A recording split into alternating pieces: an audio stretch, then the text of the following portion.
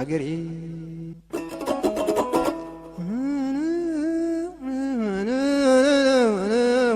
حجري ተበዳይ ዝምሲል ተከሳሽ ሆናል እቲ ከባቢ ኮሪደር ምስቲ ምኳኑ ንሱነት ከባቢ ንሱን ተተቆጻጺሮም ምስካልዎት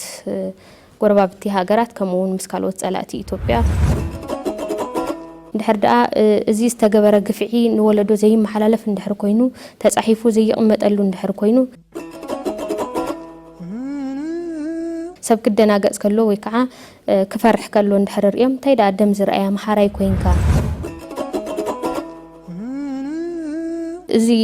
ለውጢ ወይ ከዓ እዚ ነጻነት ዝረኸብናዩ ዓጽምና ከስኪስና ደምና ኣፍሲስና ኢና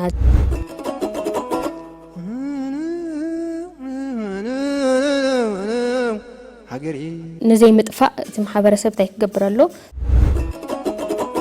تاريخ سنيدو كقمت الله مالتي